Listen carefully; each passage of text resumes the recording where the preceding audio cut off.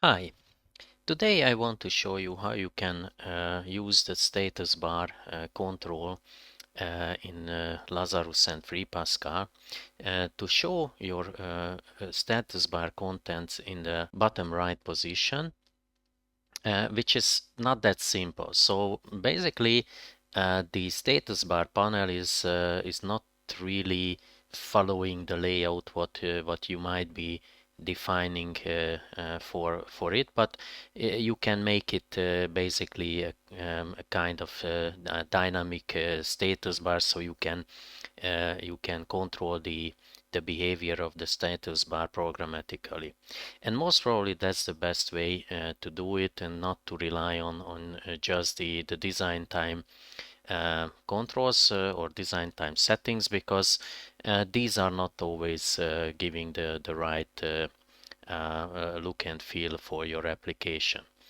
So how you can use the status bar is that you have a form. Actually, I have here this form and I already have the status bar, but if you want to add your own status bar here, then you should be coming to the common controls, and here you have a TStatusBar control, and this you should place on the form itself, and you can start to edit the elements of it.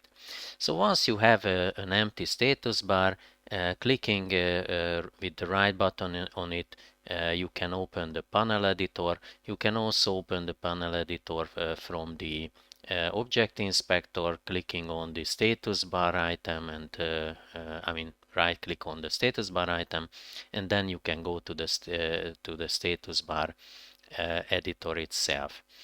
And the issue what I wanted to show, because if you are just defining one simple panel, so you only want to put only one item on it, this might not be causing any problem, because you can basically justify the item to the right or to the left, depending on how you would like to use it, or even to the center. But typically these status bars are used like in Excel for different items to be added to them, and then you definitely need to have a kind of layout control where you want to place these items. So in my case, the problem was coming from that if I wanted to add everything to the right side, then the behavior of the status bar itself was not right. So if I'm running now this the status bar control, what I set up with actually with 3 items, and I will show you exactly why 3 items I listed here. But I only want to show 2 items actually with some content. When I'm running the application, it is simply not putting the controls to the right position. So even if I was listing these items, or even if I would list them to right justify, like here, this would not help at all. So basically, when I'm running the application, you can still see that even if I try to write justify the elements, I mean these 2 elements where I have the first and second text in it, and these are basically not aligned to the right position. So the first one is aligned to the left, and the right one is on the right side. And even this empty panel, which I'm using for other reason, you will see why this is not really working as expected. So what you need to do is to get it right. So at first, definitely you need to manually or programmatically draw the panels, and the easiest way to draw it is to use the width of them, and define how you would like to see them. So if you want to do this, it is the easiest place to do it in the form resize procedure, and there you can go through the panels. As you can see here, I'm checking that how many panels I have. The first panel, the panel 0, will be a kind of placeholder, and that is why I defined 3 panels, 2 which I want to display and want to show with a certain size, and then the third one is just for placeholder to give basically the distance from the left side of the window. And what I can use here is, of course, I have two controls defined with a size. So the first panel here is a size of 50, and the second panel is a size of 100.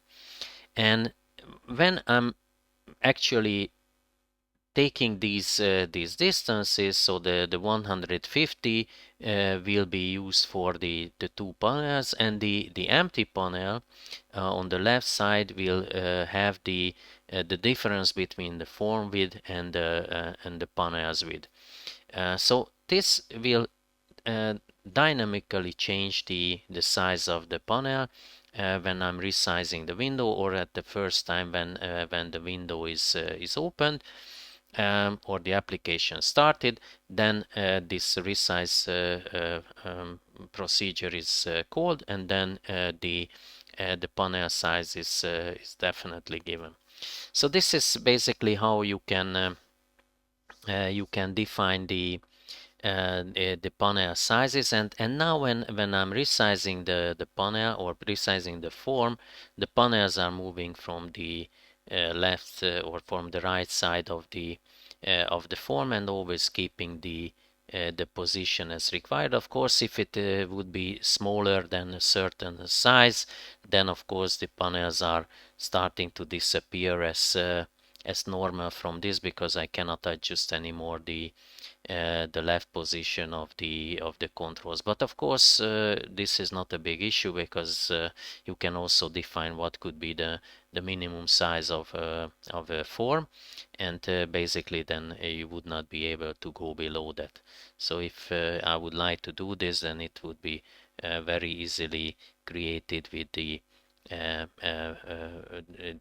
width controls of the form itself. And there is a minimum width control, which if I'm setting it to 150, which is my control size, is actually in the application.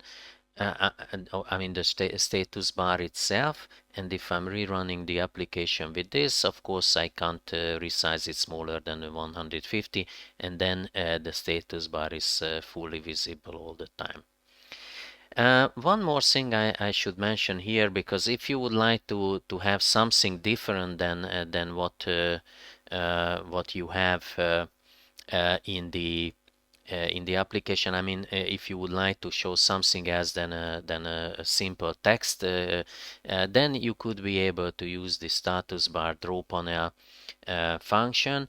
And when you are at the right panel, so for example, if you want to put an icon somewhere inside on panel 1 or panel 2, once the panel is drawing, you can basically start to draw into this panel. Actually, here I was simply using this text writing option to put a certain text inside the status bar canvas draw. So what I need to mention here is that the rectangle itself is the rectangle of the panel, where you can draw your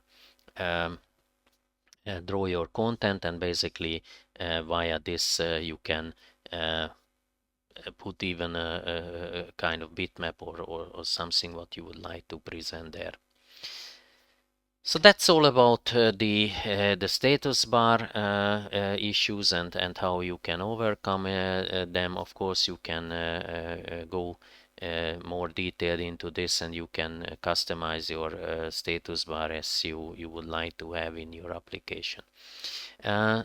So I hope you like the tutorial, and if so, then please don't forget to subscribe to my channel. And with this, I wish you happy coding, and see you next time.